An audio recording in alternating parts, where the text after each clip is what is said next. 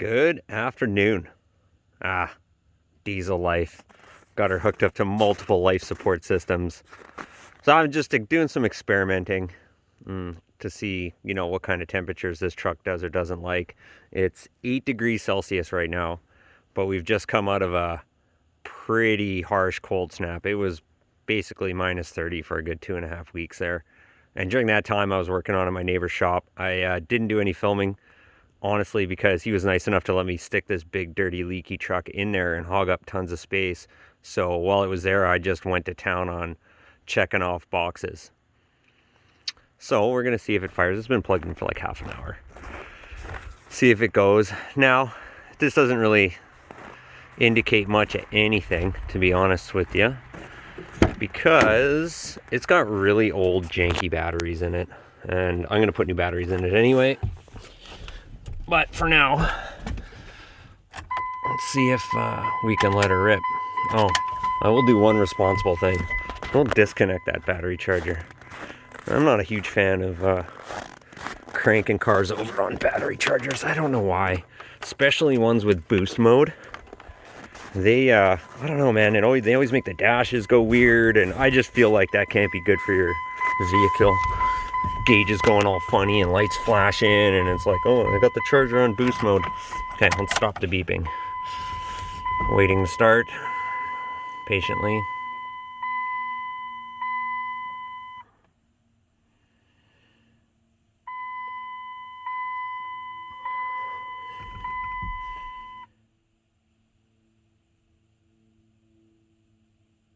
Now, do we cycle it once or do we cycle it twice? We're gonna cycle it once.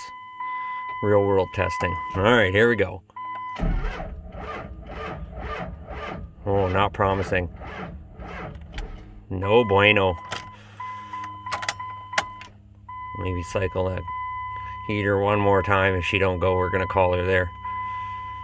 Those batteries are weak though. That's fine, I'll replace them. I'd rather have fresh ones anyway.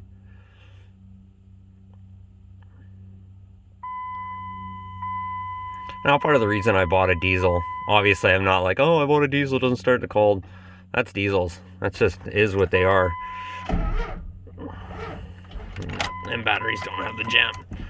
Okay, so new batteries have now been moved to the top of the list. We're still getting this truck roadworthy. Depending on where you live, you may or not have inspections like we have here.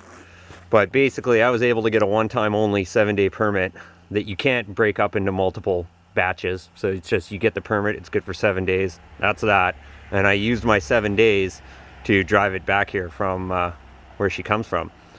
So unfortunately, now I have to get basically everything done before I take it in to get it inspected. And the goal right now is just get it plated, get it on the road, and fix all the stuff that it needs to, like, go, stop, heater, all that stuff. Part of the reason why I'm trying to start it right now is I'm curious to see if I fix my heater controls when I fixed the vacuum leak that was coming from the vacuum pump, basically the main vacuum line that feeds all the systems. So they had rigged this thing to be set up permanently in 4x4 on the front axle disconnect, and I'm going to guess that they did that as a byproduct of maybe not caring that the vacuum line was broken, or maybe not knowing to look for that. But the 4x4 won't work if the vacuum line's broken, just like the defrost controls will stay wherever they were when it broke, because they also run off vacuum. So anyway, curious to see how that all pans out. So what we need to do is we need to put some new batteries in it, because it needs that. And then my sleeve is here for my pinion, finally. I didn't really want to slam that pinion back together with just a seal in it, knowing that yoke was all grooved like it was, but it had to go get glass in it. See the new windshield, no cracks. Oh, I love a new clean windshield. So I had to go get the glass done, among other things, so I had to just slam it back together so that it was drivable. And yeah. So the things I'm looking for right now is I'm looking for a set of tires, because the ones on the front are studded, the ones on the rear are not, even though they're the same size, which, I mean, judging by the overall level of quality control that this truck had seen prior to my ownership, I'm amazed they're all the same size, to be honest with you, because everything else was, when I got it in the neighbor's shop there and I was really able to give it a good going over, one of the first things I noticed was that the front bumper had no bolts on it. How I didn't notice that when I looked it over when I bought it, whatever, but I almost had a whoa moment because I'm a little rusty when it comes to buying new cars. I used to buy and sell a lot of cars. I used to be able to go over a car quickly and find, a million things wrong with it or no things wrong with it, and I rarely got surprised. So when I saw that the front bumper had no bolts except for the braces that hold the outside, and the rear only had a bolt in each side, first thing that came to my mind, being a former body guy, was, oh no, I've bought a truck that's been hit hard and they couldn't get the bolts in, and that's why they're not in. Turns out the frame's straight. I had a really good look over it. I didn't measure it, but I know where to look for damage. You can always tell. You can't hide frame damage, not even with paint. And I just got the bumper held up properly in place, and the holes line up beautifully. So that's a non-issue.